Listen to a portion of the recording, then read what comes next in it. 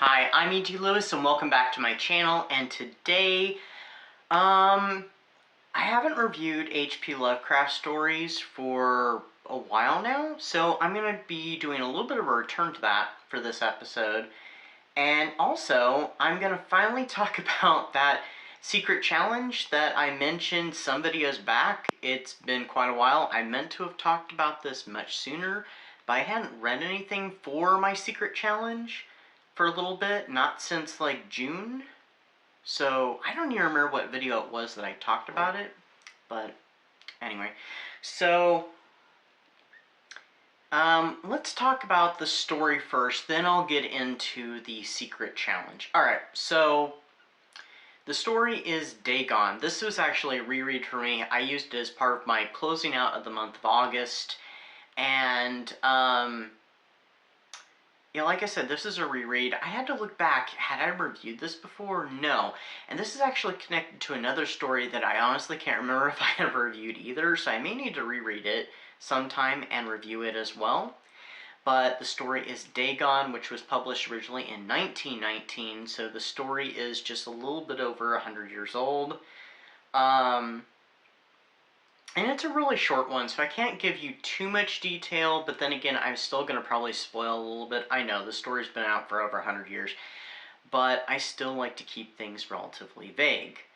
And try not to spoil things. Actually, there was a comment on an old video of mine that I just saw recently that somebody had made, and I think they were misunderstanding that I didn't know the storyline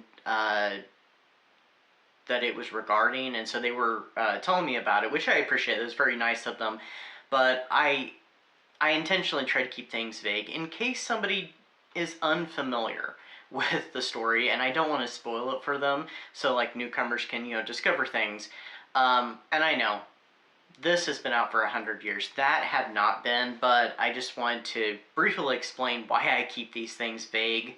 But I did appreciate that comment, and I'm glad they took the time to see the video. So this story tells of an unnamed narrator, very much like something you'd see in Edgar Allan Poe, with a lot of unnamed storytellers. So this individual's story takes place during World War I, where he's actually on a supply ship, I think it's called, or at least a cargo ship, and it's captured by Germans, and he ends up escaping imprisonment on a raft, or lifeboat, not really a raft, sorry, that was my wording, was raft.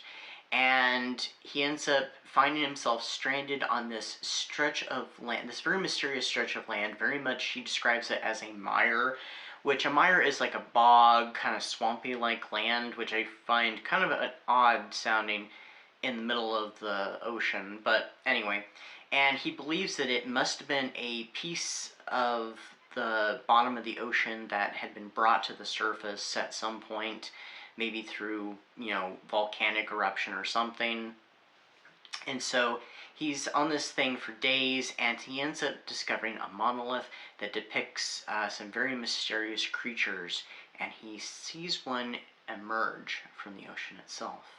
He soon is rescued and wakes up in the United States. I think it was in San Francisco, and nobody is believing his tale. And he soon finds himself haunted by that creature he saw coming up out of the ocean. So, like I said, this is a very short story.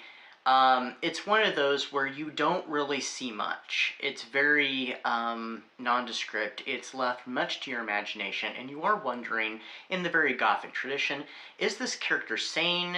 Did they imagine it? Are they going crazy? This story also has some details that kind of deal with some heavy subject matter, including substance abuse, and also unaliving oneself, so a little bit of triggers. It's still an interesting story. I know someone made a brief animation here on YouTube, and I have it on my watch later. I've had it on my watch later for a few years now, I think, and I have not checked it out. I should have before this video, but I think it's a fun little story. I rated it 4 stars. Is it perfect? No, but it's edgy, and it's creepy, and it'd be something perfect to read like late at night or read by candlelight or just in the dark if you have a e-reader and you're reading it, you know, on an e-reader format. I read it on my big, you know, tome of the complete fictitious works of, you know, or fiction works of H.P. Lovecraft, which I neglected to get out, but I would just be using it as a prop anyway. Or if you have like a lamp, you know, reading it late at night, it'd be perfect atmosphere, especially on like a stormy evening. I think it'd be, you know, really great. And especially, you know, toward Halloween. So I'd highly recommend it for that. Like I said, it's not very long. So I revisited this story as part of my secret challenge that I'd mentioned whenever it was. I meant to have talked about it much sooner, but as I said, I hadn't read anything till more recent on it, not since, I'm pretty sure, June, when I did my last Frankenstein read. So I call it the Universal Monsters Challenge, or Universal Studios Monster Challenge, something like that. Anyway, it's based around the Universal Studios monsters, so the classic monsters. They are hugely nostalgic for me because they're some of the earliest horror I've seen. And quite possibly the first horror movie I ever saw might have actually been, you know, 1931's Frankenstein. I'm not really sure. It could have been a Vincent Price movie. But I know one of the first horror films I ever saw was Frankenstein. So I'm fairly certain, but it's kind of in that lost to time and memory. So I grew up watching those. I loved those as a kid. I still love them now. Some of them don't hold up so well now, but I love all those movies. So the challenge is to read a book, short story, what have you, some sort of read, doesn't matter what it is, that pertains in some way, whether it's, you know, similar or inspired by the monsters. So there's Dracula, read a Dracula book. I should have turned this into an actual challenge for like the whole year. I should have just done that. If anybody wants to join in with this, they can, and just let me know. I might do this again next year or something, and maybe I'll make it public, and it'll be just kind of I'll do a check-in throughout the year, and we'll see. I'm hoping to make it all the way through, and then we'll see what happens next year. So, like, there's, you know, Dracula, you know, reading some sort of, as I refer to them as Dracula pastiche, or the original novel is fine too. There's Frankenstein, which you don't have to read an actual Frankenstein book. There are Frankenstein-inspired books that are not exactly Frankenstein, such as A Botanical Daughter is not a literal Frankenstein book. Though I'm not sure I'm going to count that for Frankenstein. I might check that for a bonus, because there is a bonus one.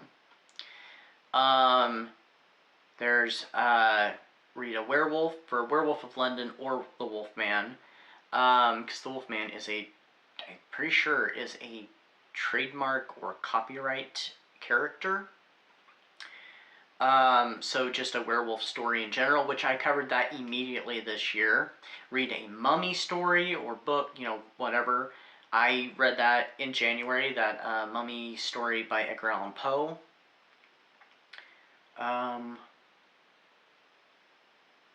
Creature from the Black Lagoon, which is what this one fits. This is a sea or aquatic creature of some sort. So the creature that the character encounters in the story Dagon, I always think of that immediately. Even though the creature is not the Gill Man, the creature described in that story always makes me think of the Gill Man.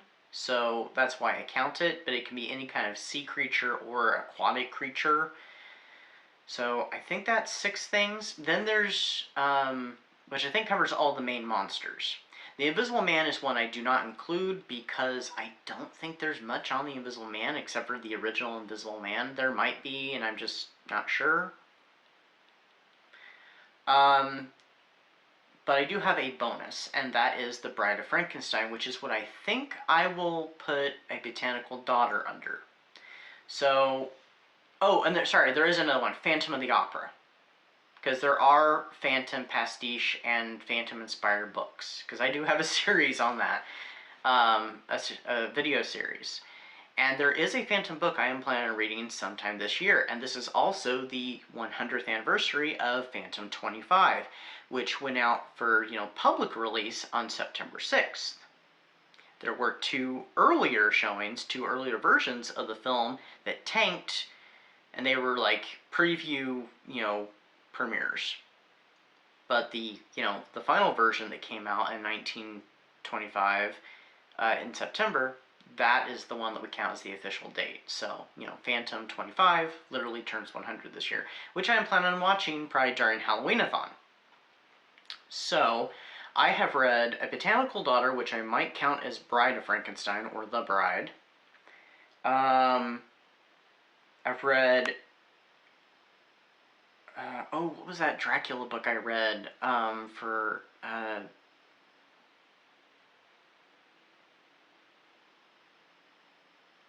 Dracula Bound by Blood.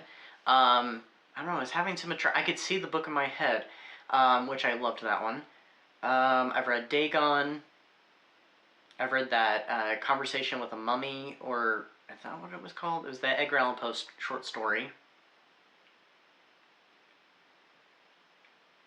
I've read actually 3 werewolf books this year. Ebon Moon was the first one, so that's the one I'm counting.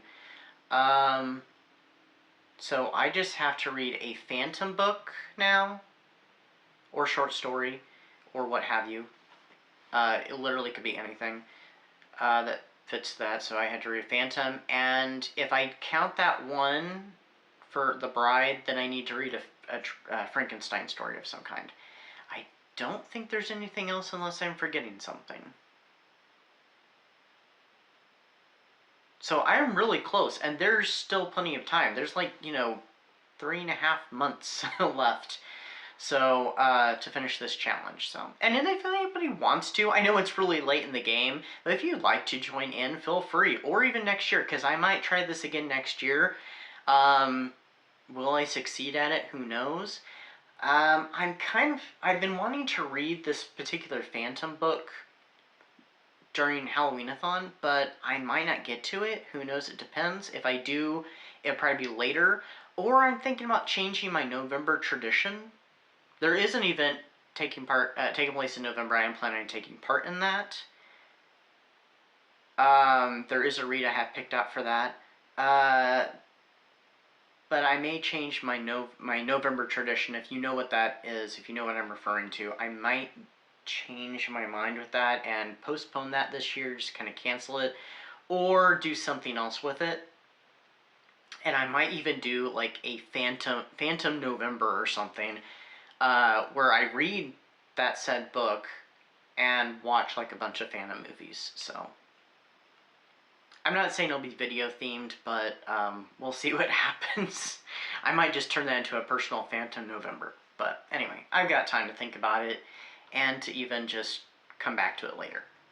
Anyway, that is the challenge. If you are interested in the Universal Monsters Challenge, feel free. I know, it's really late. I should have talked about this way sooner, but life. I think that's all I can say, life.